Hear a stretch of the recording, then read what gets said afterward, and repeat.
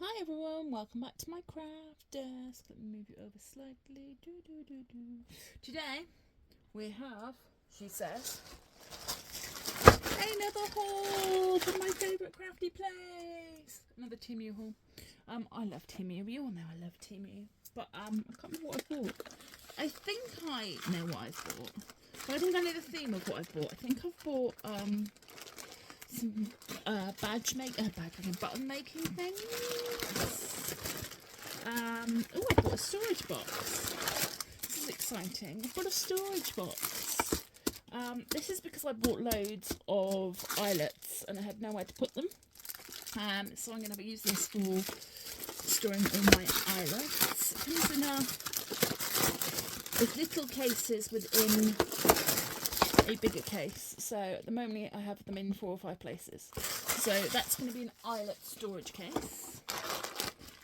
This is what I was looking for. So I bought this. Oh, I wonder if it'll work. Probably.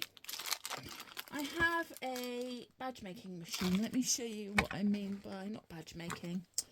Badge making, button making machine for making fabric covered buttons, and it's a press.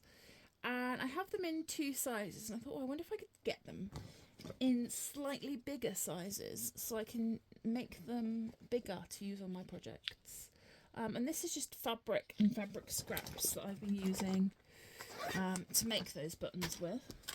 So this is the little press part and the buttons and the backs for larger size. So that's exciting. I'm excited to play with that one.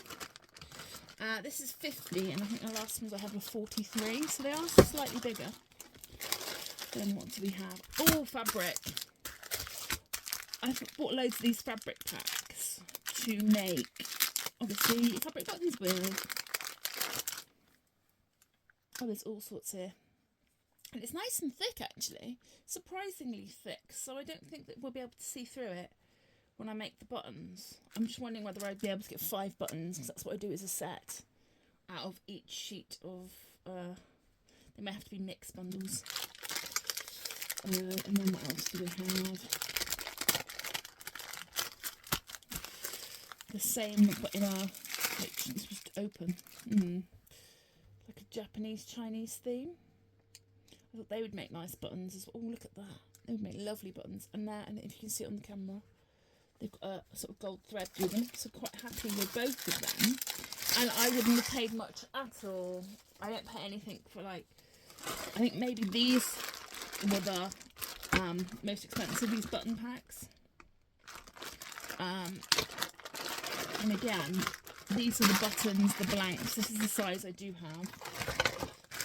And then the little button press part as well to go with our machine. And I think these, all the blanks and the press for the different ones, are about £7 each.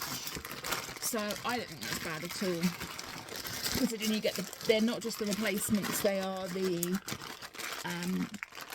actual punch parts as well. So next time I'll just buy the replacements rather than the punch bit as well. What else do we have? Oh, more fabric.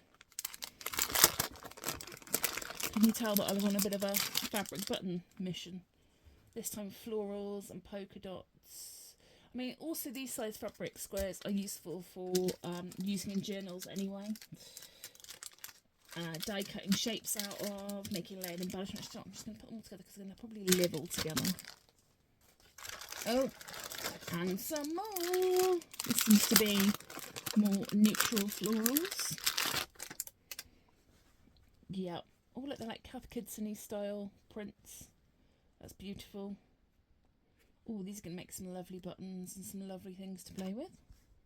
They are, what size are they? 4x4 squares. So, fabulous making buttons out of. And die cutting smaller images out of. Then what else do we have? Then we have, oh, some little tiny charms. So some little tiny charms. These are Alice in Wonderland themed ones, I think. What does it say on them? No.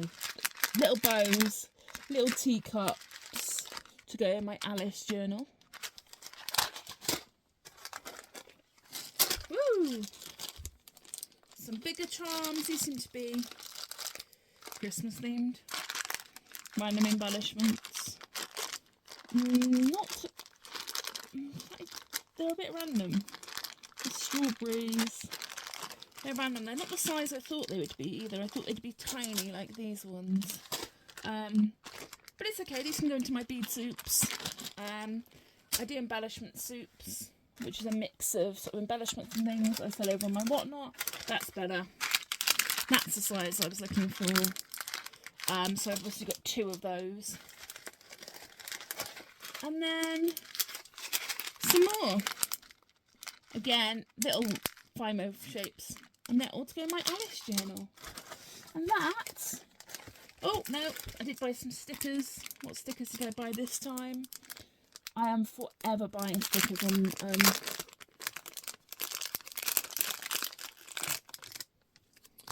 Oh, some vintage, girly,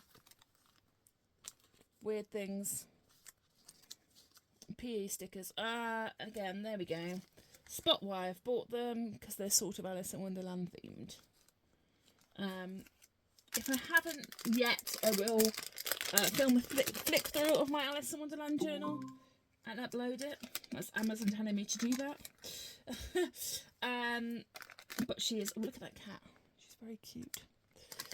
But that's what these are for. Just going to double check there's nothing else left in that. Oh, there is.